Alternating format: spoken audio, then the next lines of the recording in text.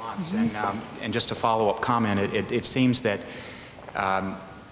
that what seems to be taking place is that those who exceed the boundaries, as you say, we have the necessity of boundaries in what we can exercise, and that some in this church have exceeded the boundaries of authorized pastoral offices, and yet without consequence.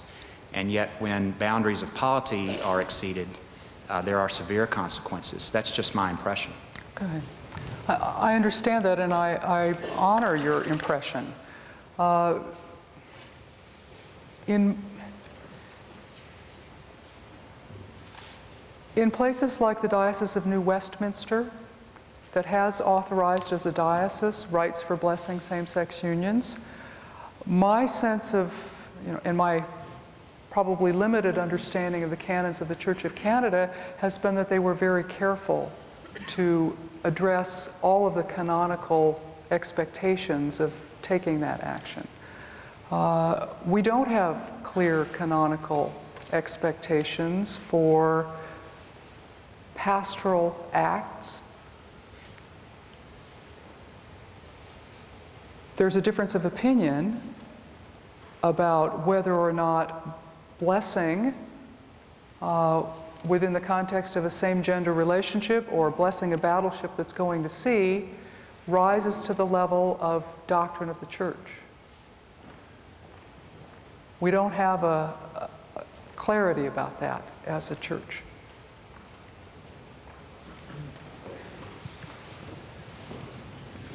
Anthony Cobido, Associate Rector here at St. Andrews.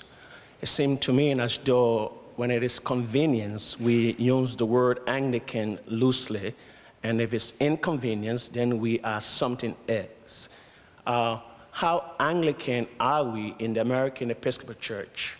And what is our understanding of the Anglican identity if one aspect of the authority of the Anglican Communion, the primates, will not commune with a significant, if not a big portion of the Anglican Communion, would not commune with an element of the Communion, i.e., some of the primates will not commune with the American Presiding Bishop.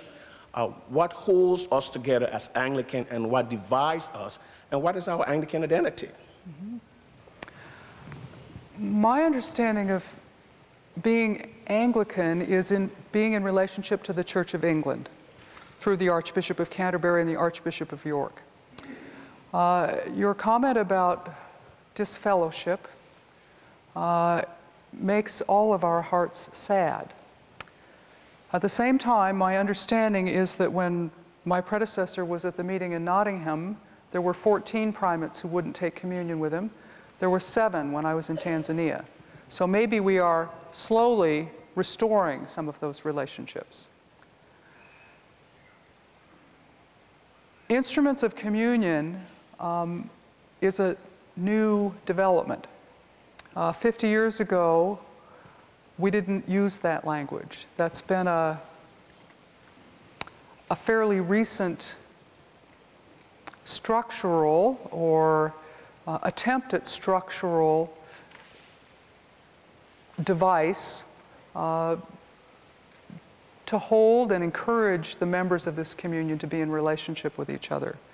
I've been amazed looking back over the history of the Lambeth Conference at how these issues come up over and over and over again. There's some issue in the communion that's causing distress, and people begin to look either for a person or a particular source of authority in the communion, or the Lambeth Conference repeatedly says, no, we're not going to be a juridical body. We're not going to be a body that pronounces about doctrine. That is part of the tension that being Anglican has always been about. Ordered freedom. There are boundaries, yes, and we may argue about where the boundaries are, but there have to be some boundaries.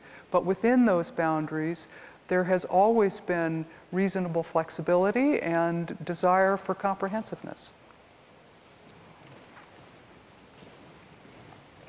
My follow-up question is, how is this flexibility killing the church? How is the flexibility you just described killing the church than rather building the church? If Paul said all that we do should be done to build the body and not to destroy it. So in what context is our flexibility if it's killing the church?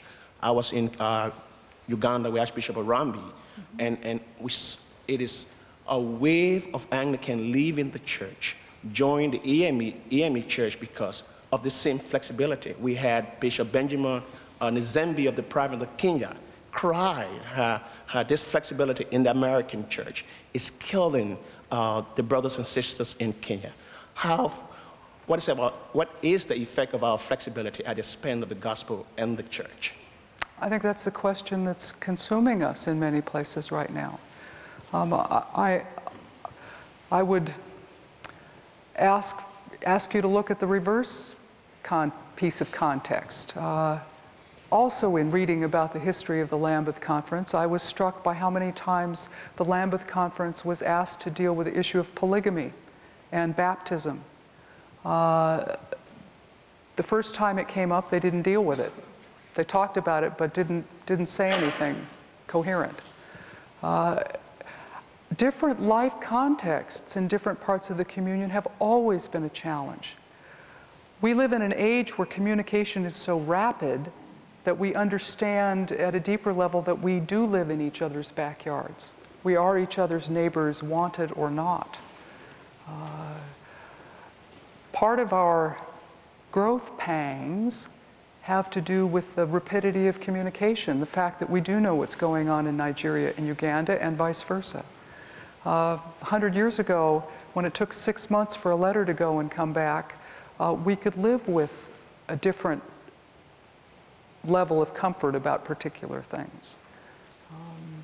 It's part of our challenge of living in this age.